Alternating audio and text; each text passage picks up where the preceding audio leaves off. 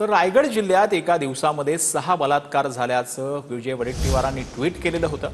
Police अधीक्षक अंचल दलाल यांनी वडेट्टीवारांचे आरोप फेटाळलेले आहेत। तळा तालुक्यामध्ये आदिवासी पाड्यावर काही मुली गर्भवती आढळल्या असल्याचं पोलीस अधीक्षकांनी म्हटलंय। गर्भवती मुलींचं संबंधित मुलांसोबत लग्न लावून देण्यात आल्याचं देखील पोलीस अधीक्षकांनी म्हटलेलं आहे।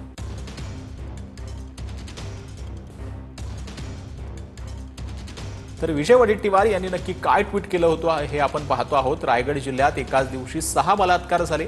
उर्वरित महाराष्ट्रात काय अवस्था असेल याचा विचार करा असं विजय वडेट्टीवार यांनी आपल्या ट्विटमध्ये म्हटलं। राज्यात महिलांवर अत्याचार वाढत असताना सरकार शक्ती कायदा का लागू करत नाही असा प्रश्न देखील विजय वडेट्टीवार यांनी उपस्थित केला।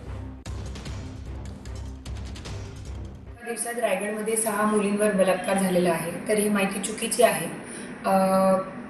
तळा पोलीस स्टेशनची हद्दीत आशा वर्कर्सनी एक हेल्थ स्क्रीनिंगची ड्राईव्ह घेतली होती। त्याच्यात त्यांना असं आढळून आलं की 5 अल्पवयीन मुली गरोदर आहे।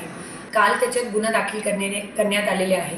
हे सर्व मुली आदिवासी समाजाची आहे। त्याप्रमाणे पॉक्सो आणि बालविवाह अधिनियम जे आहे त्या अंतर्गत गुन्हा दाखल करण्यात आलेले आहे।